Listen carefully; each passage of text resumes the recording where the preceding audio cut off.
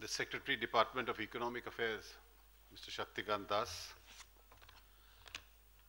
the Chairman SEBI, Mr. UK Sinha, the outgoing Chairperson of the Forwards Market Commission, Shri Ramesh Abhishek, ladies and gentlemen, today indeed has been a very hectic morning for all of us in India, because the day started with most of us watching television from what was happening at the West Coast in the United States. And then now we have two extremely important institutions which have stood the test of time, and one of them merging in the other. This also reflects how the size of the market has expanded and how sectoral challenges also have changed. And obviously, in a growing and evolving economy, people expect us to put our systems in place in order to be ready for these changes. Just to add on to what the Secretary of the Economic Affairs Department has said, these are extremely crucial and critical times for India. Crucial and critical because while we have a history of evolving, changing and improving, we also have a history of at times squandering away advantages. And this is exactly not the time where India can afford to do that.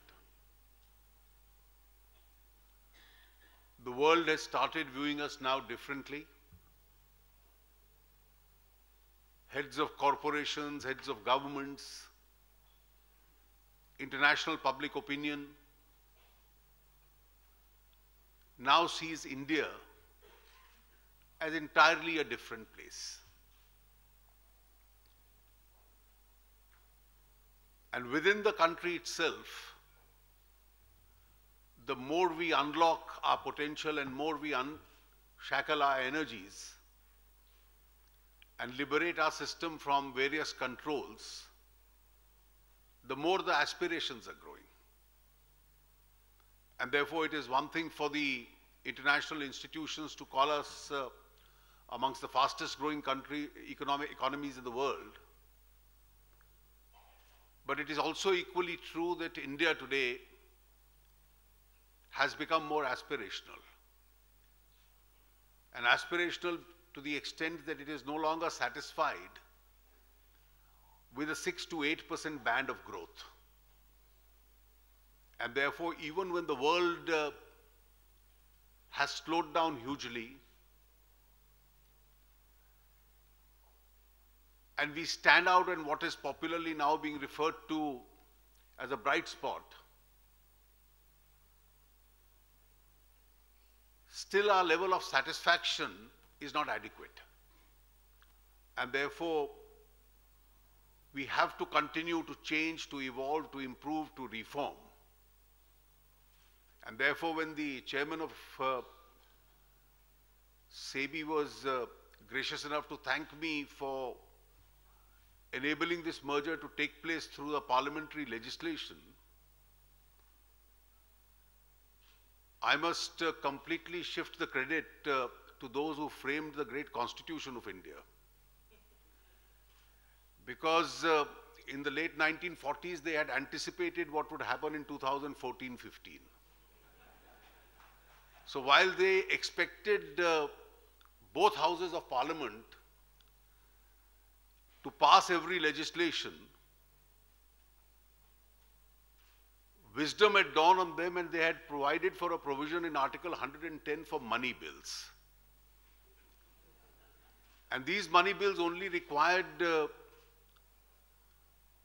positive vote in the lower house and just a discussion and a reference back from the upper house. And therefore, it carved out a great exception. And reading and rereading and reinterpreting the width of that provision has probably now enabled us to ensure that more and more legislations will go through. So I entirely shift the credit that you have given me to those who thought of inserting this provision, because they had the a wisdom of the future to anticipate that deadlocks should not block India's growth story. And that is probably why this merger now has been itself enabled. Forward Market Commission, the regulator of commodity derivatives market, set up in 1953 under the 1952 legislation. It has seen a tremendous growth and participation after liberalization in 2003 and the setting up of the national commodity exchanges. The Commission has been regulating these markets and putting in place various regulatory mechanisms to ensure that markets perform the efficient function of price discovery and risk management. However, in its present form, the Act did not adequately address the challenges of the new market regulatory regime required for the efficient regulation of the commodity derivative market. There were two possible approaches to address this issue: to amend the Forward Markets Contract Regulation Act on the lines of the Security Contract Regulation Act, or merge the two regulators. The second approach was preferred by the government, considering that SEBI had already matured as a security market regulator and the unification of the market and the economies of the scale. Now, this suggestion itself had also been supported by various expert opinions in the different reports which have already been mentioned.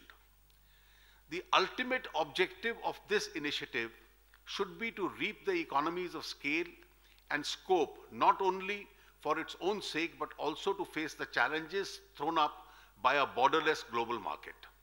The market participants and the regulators have to brace themselves to face the challenges thrown up by the global developments of ever-growing exchanges and the integration of markets. The merger would bring convergence of regulations of the security market and the commodity derivative market. Both the commodity derivatives and equity derivatives have similar economic purposes: hedging, efficient price discovery and risk management, and have a close resemblance insofar as trade practices and mechanisms are concerned. Merger will increase the economies of scope and economies of scale for the government, exchanges, financial firms and stakeholders. As there are strong commonalities between all kinds of trading, government, exchanges and financial firms would be able to harness economies of scale and economy of scope by undertaking or dealing will all organize financial trading with a robust regulatory mechanism.